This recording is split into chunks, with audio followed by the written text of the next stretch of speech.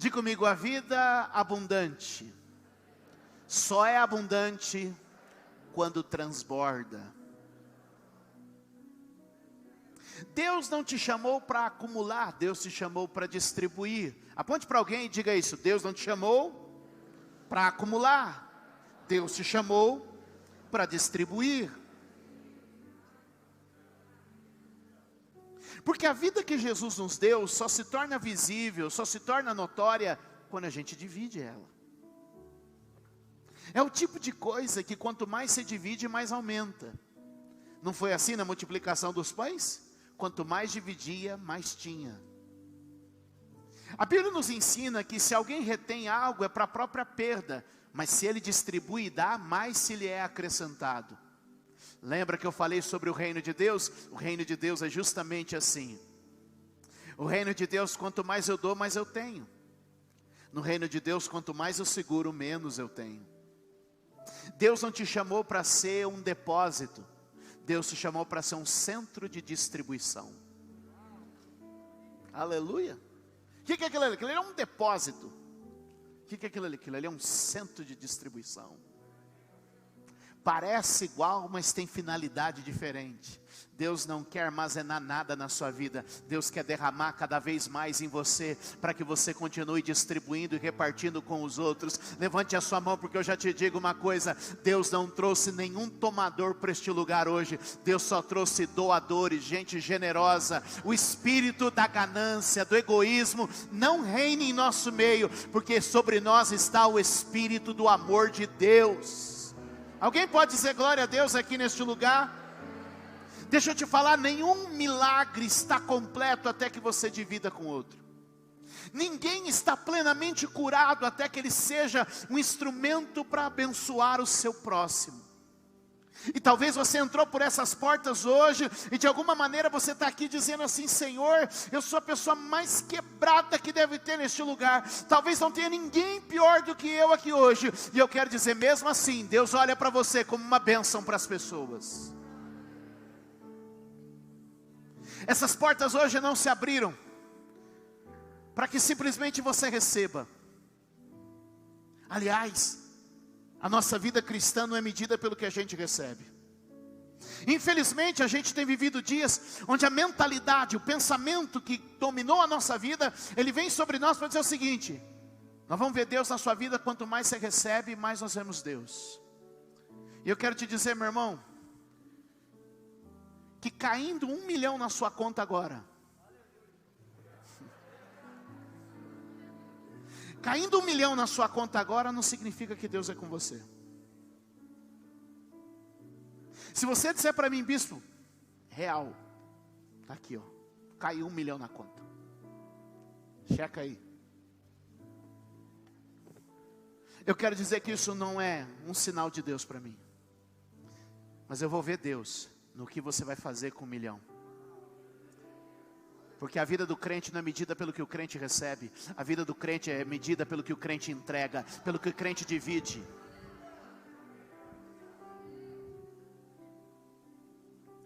Amanhã você chega no teu trabalho e você de repente é promovido ao cargo mais alto da empresa. Eu não vou ver Deus nisso. Como assim? Eu vou ver Deus no que você vai fazer quando ocupar esse cargo. Porque vida cristã não é medida pelo que a gente recebe. Vida cristã é medida pelo que a gente faz quando recebe. Alguém comigo? Alguém comigo? Diga comigo, mais que abençoados. Diga comigo, mais que abençoados, somos uma bênção. Quando Deus chamou o nosso pai Abraão, ele disse assim: e tu serás abençoado, é isso? E tu serás uma? Abraão, eu não te chamei para receber, eu te chamei para distribuir. Sabe, às vezes a gente tem um pensamento miserável e mesquinho, achando que a gente só precisa receber. E o Espírito Santo de Deus veio aqui hoje para dizer: a minha relação com você vai se provar no que você distribui aos outros.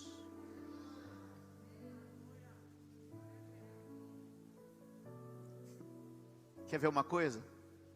Evangelho de João, capítulo de número 7. Vocês não têm esse texto aí em cima, porque eu não falei. Mas vocês podem. Capítulo 7, no verso de número 37. João 7, 37. Abra sua Bíblia. Diz assim o texto: no último e mais importante dia da festa, Jesus levantou-se e disse em alta voz: se alguém tem, vem a mim e... Se alguém tem sede, vem a mim e... Ok, agora olhe para mim. Qual seria o resultado esperado?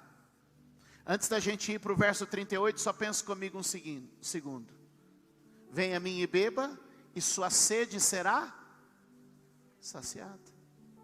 Mas põe o 38 para ver. 37, 38.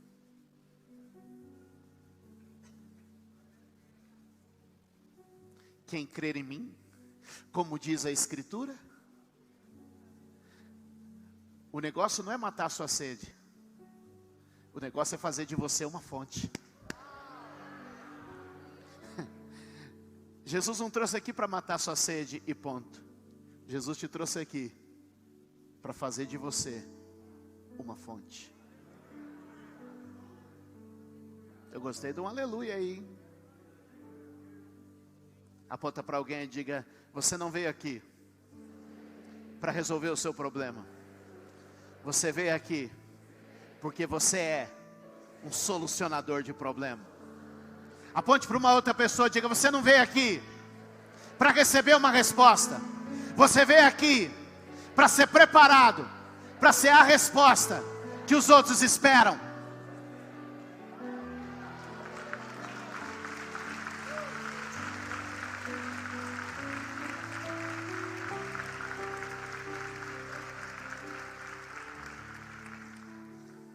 Diga comigo: abundância, transbordar, contribuir.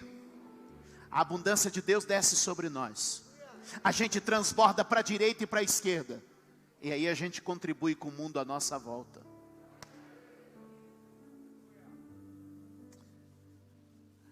Evangelho de João, capítulo de número 21.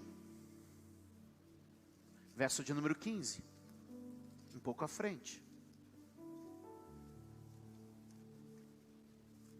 Evangelho de João, 21, 15.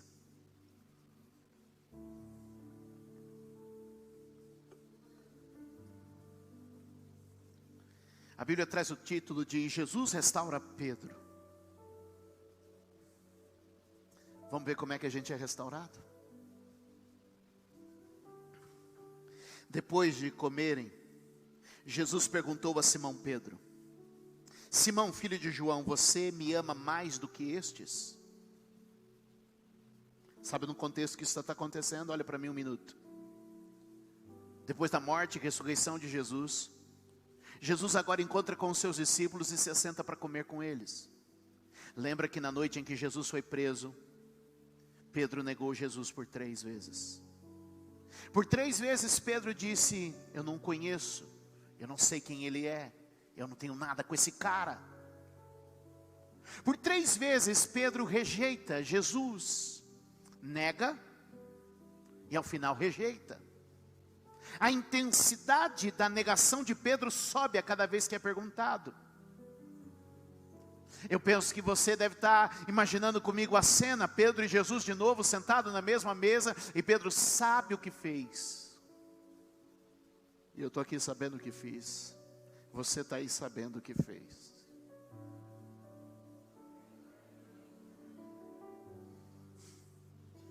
Jesus olha para ele e pergunta para ele: Pedro, você me ama mais do que estes? E o verso diz: disse ele: sim, Senhor, tu sabes que te amo. E disse Jesus: cuide dos meus cordeiros.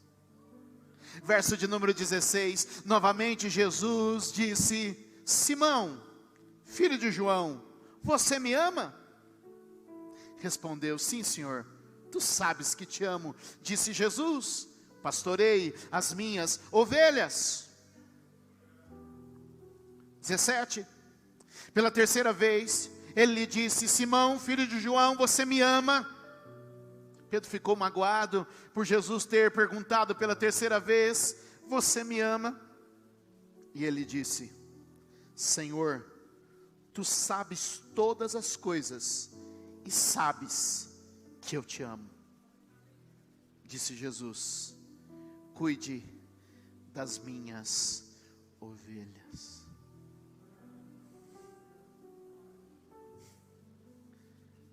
Ninguém é plenamente restaurado até que esteja exercendo o que Deus te chamou para ser. Sabe o que Jesus disse para ele? Seja curado servindo, seja restaurado doando, porque se você me ama, ama o que eu amo. Se você me ama, ame o outro. Se você me ama, demonstra isso na vida do teu próximo.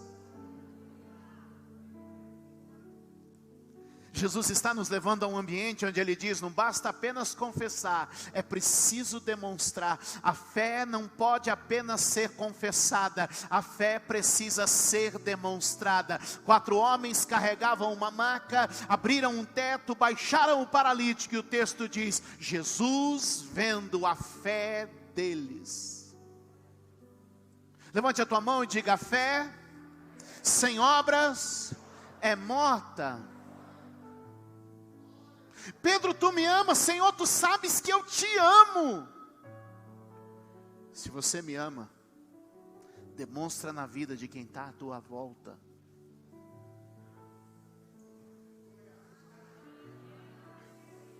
Porque o amor que Ele derrama sobre nós tem que transbordar para o outro.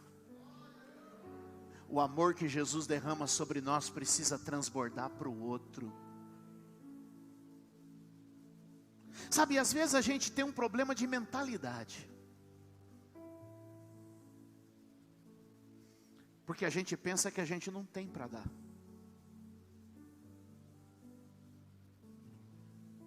Me leva a pensar em 2 personagens da Bíblia. Me faz lembrar o filho de um homem rico. Irmão de um sujeito meio atrapalhado, que gostava de uma gandaia. Ele era um filho bom, sempre na casa do pai, cuidando das coisas do pai. E uma hora ele chega para o pai e diz assim: pai, como eu gostaria de dar um cabrito para os meus amigos, como eu gostaria de fazer um churrasco, chamar meus amigos para comer comigo. Mas o Senhor nunca me deu um cabrito para eu dar para os meus amigos. E o pai diz: filho, tu sempre estás comigo, e tudo que eu tenho é teu. Você entendeu? O problema é que você está pensando no que você tem e não em quem você é.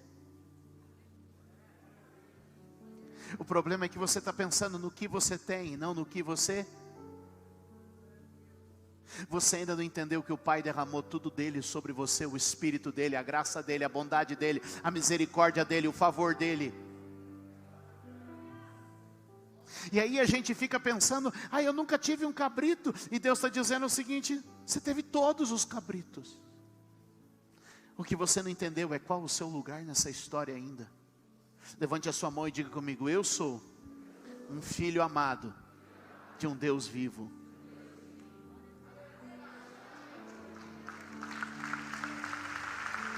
Pare de pensar no que você tem e comece a pensar em quem você é. Porque se você receber o que Ele te dá, você pode distribuir o que Ele te deu, e nunca vai faltar na sua vida. Outro personagem que me faz pensar sobre isso é aquela mulher samaritana que se assenta junto ao poço, onde Jesus encontra com ela e diz assim: está sozinha aqui? Tu vai chamar teu marido? Eu não tenho marido. E aí Jesus diz assim, já foi 5, né? E o que agora você tem, nem teu é, hein?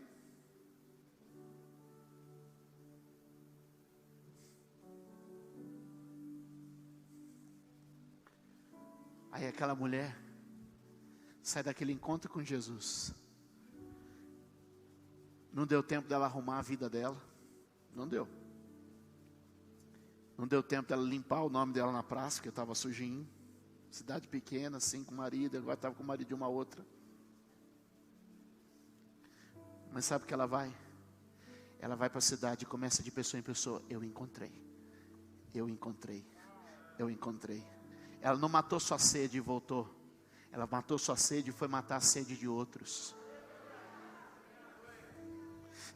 E é tão tremendo que o texto diz que depois que os homens vieram e encontraram Jesus, eles disseram assim, ó, nós começamos pelo que você disse, e agora estamos bebendo do que ele disse. O que eles estão dizendo? A primeira água do evangelho que a gente bebeu foi dessa mulher. Porque se alguém tem sede, vem a mim e beba. E o final do processo não é a sua sede saciada. Porque quando eu bebo, a questão não é resolver o meu problema. Quando eu bebo, eu me torno a solução, a fonte. Sabe o que está acontecendo? Deus tem te trazido aqui domingo após domingo, quinta-feira após quinta-feira, sábado após sábado. Deus tem te trazido aqui culto após culto. Não é para matar a sua sede, é para transformar você numa fonte de água viva. Não é para resolver seu problema, nem para te dar mais uma bênção. Deus te trouxe aqui para te fazer a própria bênção na vida das pessoas. Eu usei durante o dia de hoje, todo nessa ministração, a ilustração. O Rio Jordão, olha para mim, o Rio Jordão desce e deságua no Mar da Galileia. O Mar da Galileia é um lugar cheio de vida. Cheio de vida. De alguma maneira, eles mediram a vazão da água que entra no Mar da Galileia. A vida floresce, a vida se distribui, a vida progride, a vida prospera no Mar da Galileia. Mais abaixo, sai a água, e o rio segue. Sai mais água do que entra. E ele desce, e vai até o Mar Morto. No Mar Morto não existe vida. Nenhum organismo vivo sobrevive no Mar Morto. Você entra no Mar Morto, fica ali 10, 15 minutos, logo a sua pele já começa a ficar irritada, você não pode mergulhar e expor os seus olhos àquela água, porque ela é uma água tão salgada, que queimaria os seus olhos e começaria a arder. Se você tiver com uma frieira, alguma coisa, resolve na hora, mas não é nada agradável.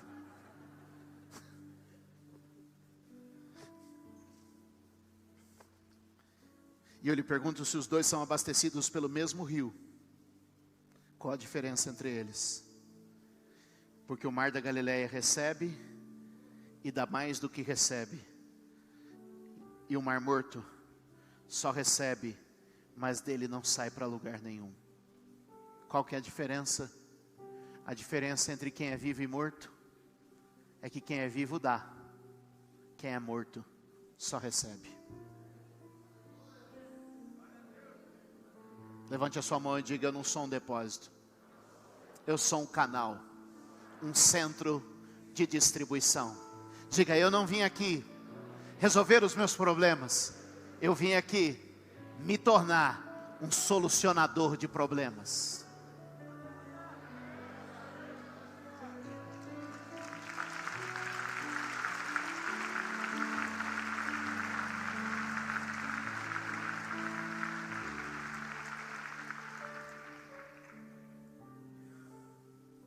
Pedro, tu me amas? Ah, Senhor, o Senhor sabe que eu estou cheio de problemas. Se você me ama, vai cuidar do que eu cuido, vai amar o que eu amo, vai ser resposta na vida de alguém. Quantos podem dar glória a Deus neste lugar?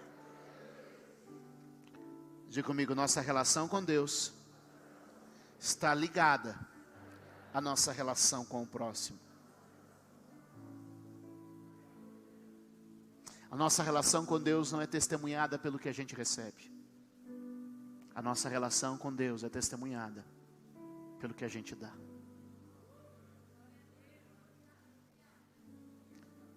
O mesmo João escreve alguns anos depois, primeira carta de João à igreja, lá no finzinho da Bíblia, 1 João. Uau. Eu sinto Deus nesse ambiente hoje. Eu amo essa palavra, gente. Verso de número 9 e verso de número 10. Quem afirma estar na luz, mas odeia seu irmão, continua nas trevas. Quem ama seu irmão, permanece na luz, e nele não há causa de tropeço. A nossa relação com Deus está diretamente ligada, ou demonstrada, na nossa relação com o próximo. Não basta apenas dizer que somos de Deus. É preciso demonstrar que somos dele de verdade. Esse negócio de Jesus sim, igreja não. Estou longe da igreja, mas estou bem com Deus. Quem já ouviu essas frases? Esse texto desmente isso. Porque se eu estou bem com Deus, eu reflito isso no meu relacionamento com meu irmão. É impossível dizer que estou em comunhão com Deus e não estou em comunhão com a igreja. Porque não dá para separar cabeça de corpo. Ou você consegue? É uma cabeça, mas odeia o corpo. Diga comigo, muda a nossa mentalidade, Jesus. Consegue perceber a relação direta entre amar a Deus e amar o irmão?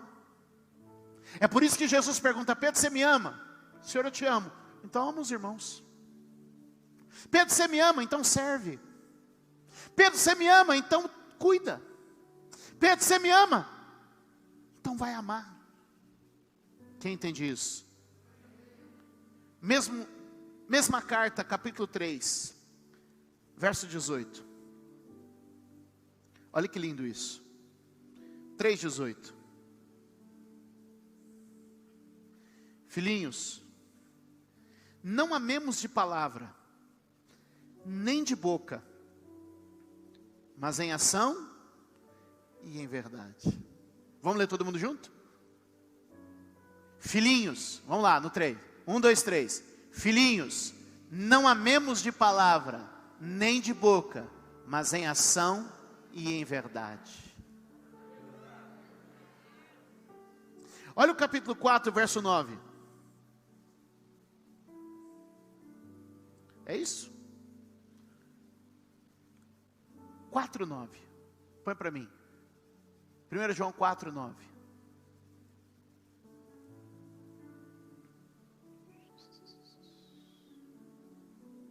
Vamos lá.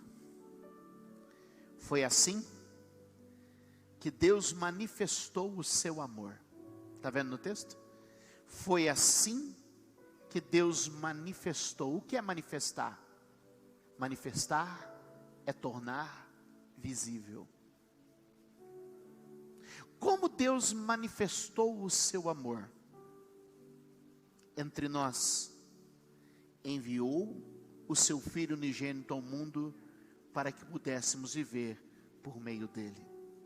Foi assim que Deus manifestou o seu amor. Não amemos de palavra, mas amemos com algo visível. Lembra que eu lhe disse no começo do culto? Que o nosso momento de oferta era a conclusão do nosso louvor?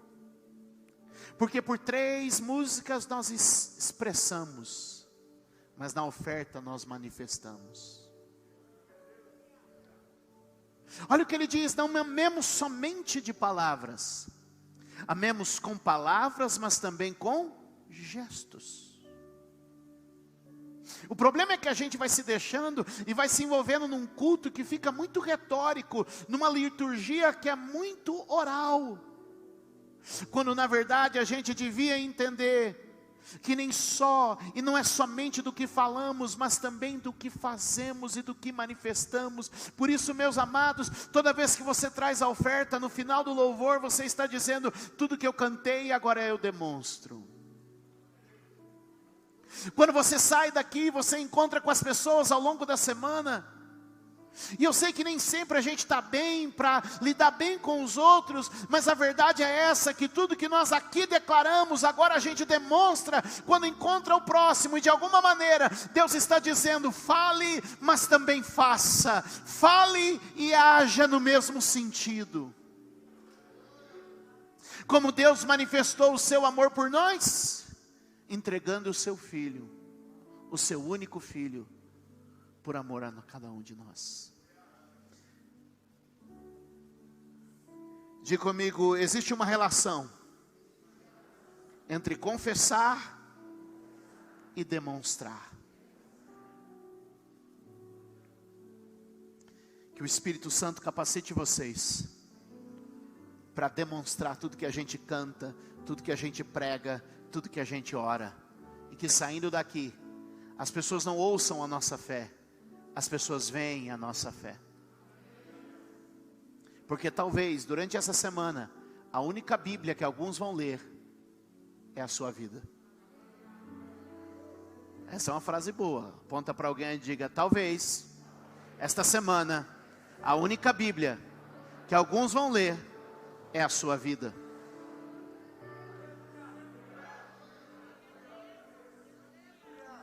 Veja comigo o verso de número 10. 1 de João, capítulo 4, verso 10. Nisto consiste o amor. Não em que nós tenhamos amado a Deus, mas que Ele nos amou e enviou o seu Filho como propiciação pelos nossos pecados. Observe esse texto. Deus nos amou quando nós não o amávamos. Deus nos amou quando nós não poderíamos retribuir. Deus nos amou quando em nós não havia qualidade. Deus nos amou quando nós não o amávamos e estávamos mergulhados no pecado. Diga comigo: o amor é generoso. O amor é doador. O amor não busca interesse próprio. Percebe que nós vimos nós estamos acho que na terceira ou quarta semana, não sei, falando sobre isso. Acho que hoje eu termino. Estou tentando.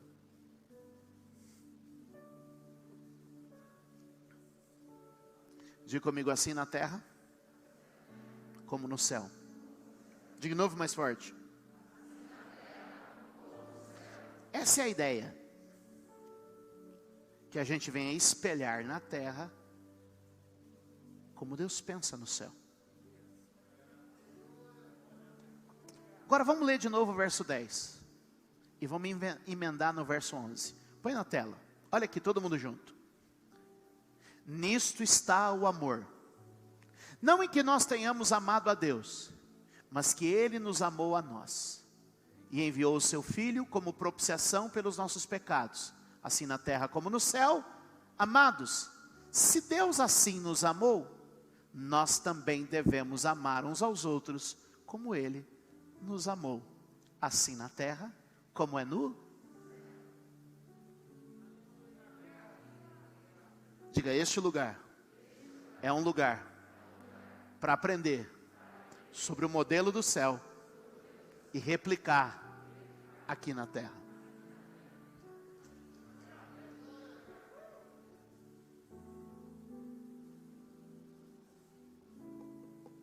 Você crê nisso? Verso de número 19.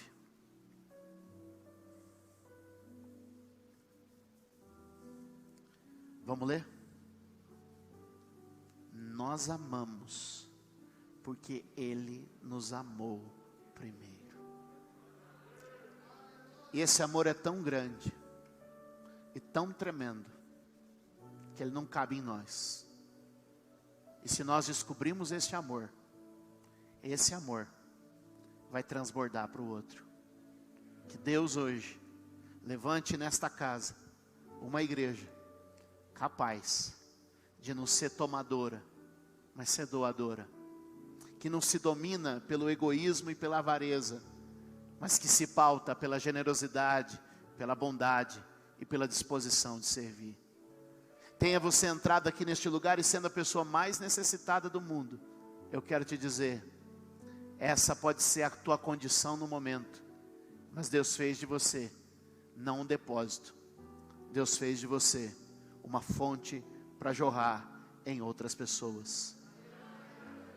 Se você entrou com sede, é certo que Ele vai te saciar. Mas se você quiser viver o Evangelho de verdade, você não vai ser apenas uma pessoa satisfeita, você vai ser uma pessoa que divide, compartilha e estende isso para outros. Se é o Espírito de Deus que te move, ele não cabe em você, porque a vida abundante que Jesus prometeu não é você acumular, a vida abundante que Jesus prometeu é você dividir.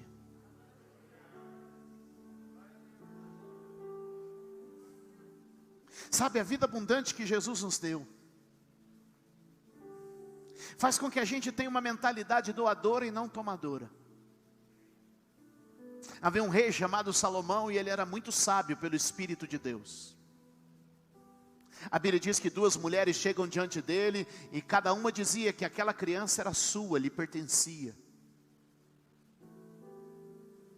Não havia como fazer exame de DNA. Mas Salomão, na sabedoria que Deus lhe dava, sabia como separar a mãe da impostora. Salomão pede que o capitão venha com uma espada afiada e diz assim: corte a criança na metade, dê metade para cada mulher e nós resolvemos o problema. A impostora não discorda, porque ela ainda ia receber metade de uma criança.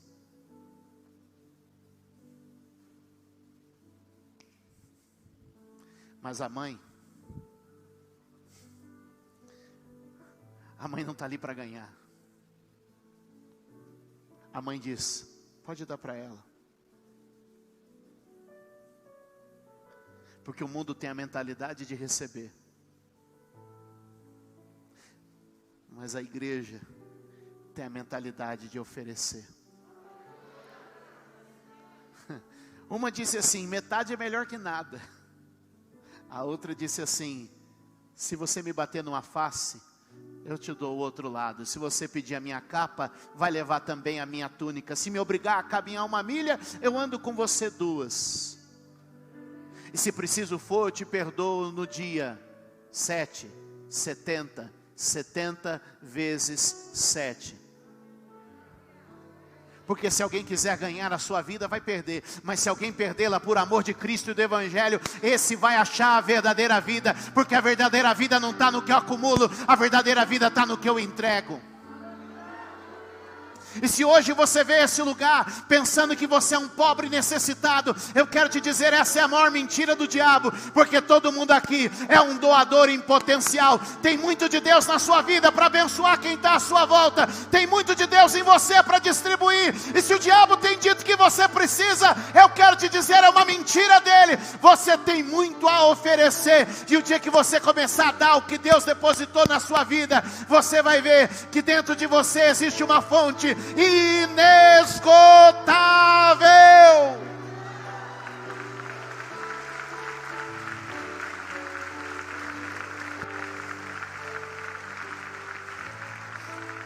Lembra do texto que a gente leu? Jesus disse: se você vier com sede, basta uma vez que você beba. E uma vez que você beber, do seu interior é uma fonte de vida eterna. É uma fonte que nunca vai se esgotar.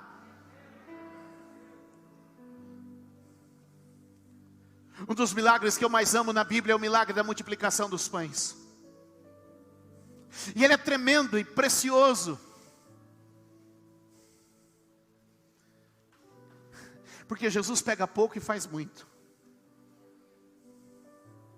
E a primeira coisa tremenda daquele milagre é que quem não era contado é que tinha a resposta.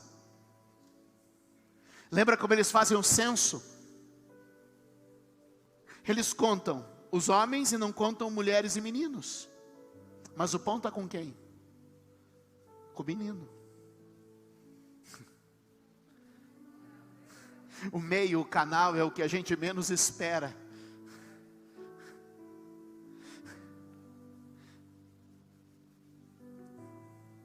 Porque não é você, passa por você. Aponta para alguém e diga assim: não é você, simplesmente passa por você.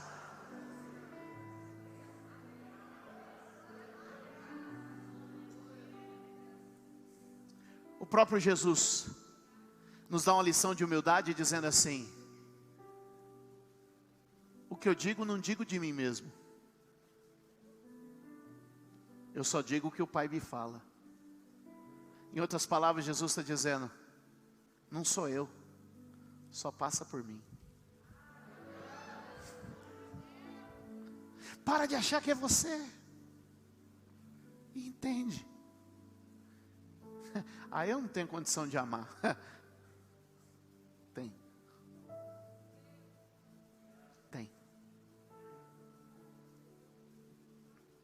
Porque a gente só é curado quando a gente ama plenamente. Mas deixa eu terminar aqui o que eu estava falando sobre a multiplicação dos pães. Eu já estava perdendo, ó. Jesus multiplica os pães, distribui entre as pessoas, e depois está todo mundo saciado. Eu quero te lembrar que era uma multidão de gente pobre, faminta, numa situação muito limitada de vida. Esse é o cenário. E sabe o que me encanta no final do texto? É que Jesus manda recolher os pães. Poxa, se eu tenho 3 dias de caminhada para voltar, eu não tenho nada para comer, o que seria mais fácil? Espera aí, guarde esse pão para a viagem. Mas a Bíblia diz que aquelas pessoas que estavam ok, pode levar o pão que sobrou, porque depois do que eu vi aqui hoje, eu tenho certeza que nunca mais vai faltar pão na minha vida. Se você tiver uma experiência com a provisão de Deus, eu peço apenas que você tenha hoje uma experiência com a provisão de Deus. Eu peço hoje que você tenha uma experiência com essa abundante provisão de Deus em sua direção. E nunca mais você acordará um dia preocupado com sentir falta de alguma coisa, porque Ele é o teu pastor e Ele não te faltará.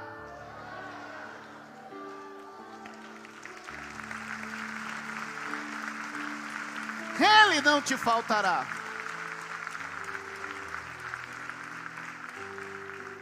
E esse processo nunca vai estar concluído até o dia. Ouça o que eu vou lhe dizer agora. Você pode acumular muita coisa, mas cura de verdade na sua vida só vai acontecer quando você começa a distribuir. Teve um moço chamado José. Seus irmãos o venderam como escravo. Como escravo foi injustamente acusado e preso. Como preso foi esquecido por seus companheiros de cela. Mas um dia, nas reviravoltas que Deus faz na vida, esse José se tornou governador do Egito. Governador do Egito, ele viu 7 anos de vaca gorda, onde ele juntou muita coisa. Governador do Egito, ainda quando veio a crise, prosperou ainda mais do que nos tempos bons. E embora José tivesse recebido muito, é só no dia que os seus irmãos chegam diante dele, que ele os abraça e chora. É quando ele se torna um doador, dizendo para os irmãos: vai ter casa para vocês, vai ter comida para vocês, vai ter proteção para vocês. Vocês me mandaram para cá pensando que era mal, mas eu descobri que Deus transforma maldição em bênção. Quando José foi curado, foi quando ele pegou tudo que tinha acumulado e começou a distribuir. Porque é nessa hora que a gente recebe o amor de Deus e distribui com quem não merece, com quem não é digno, com quem não pode nos retribuir. É nessa hora que o ciclo se completa. Porque quem é amado precisa amar.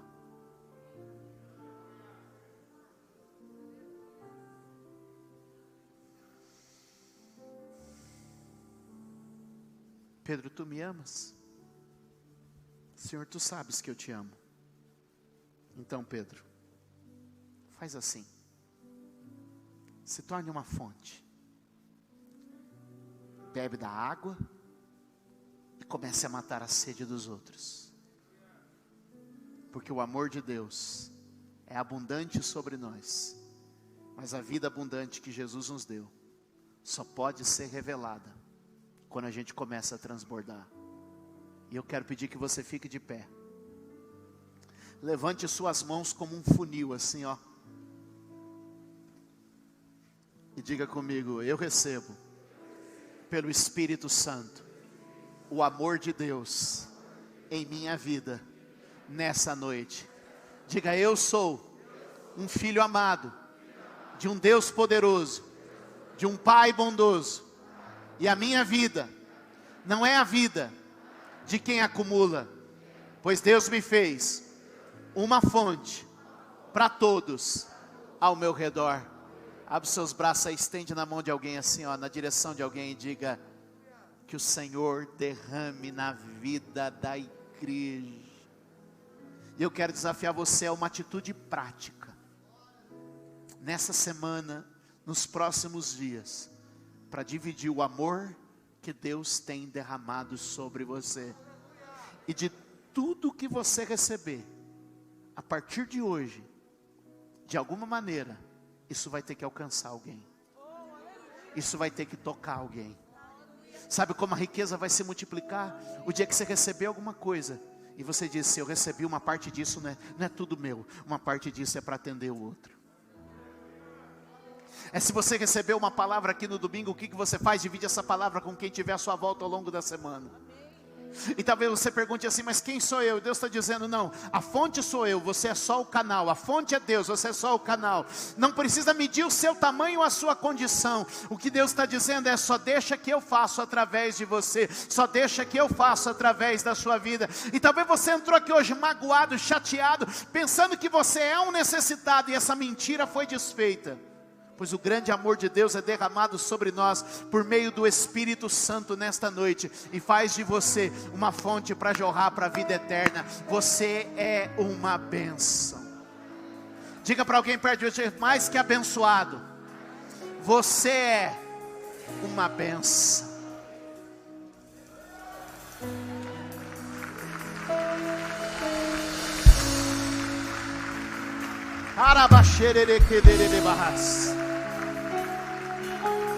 Dai glória a Deus, dai glória a Deus, dai glória a Deus. Aplaude ao Senhor. Diga: Senhor, me cura, me sara, me liberta.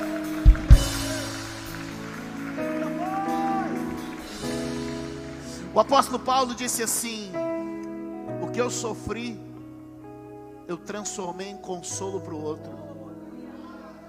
Até mesmo a tua dor se torna remédio. A dor que um dia você teve é o remédio que você dá para o outro. Ah, meu Deus, acho que eu vou começar a pregar de novo.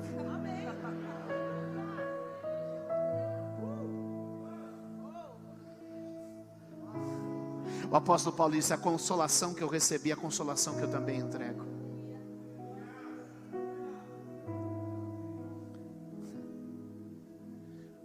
Quando Deus te sarou, Ele não só te curou. Quando Deus te sarou, Ele te tornou um remédio.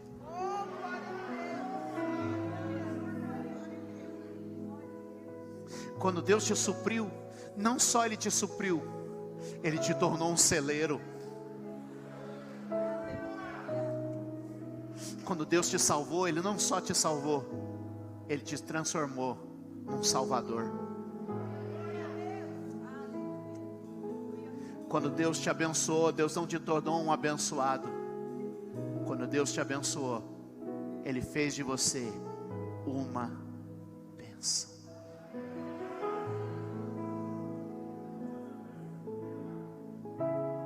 Levante a sua mão e diga: a minha vida é cura, resposta e bênção para todos à minha volta.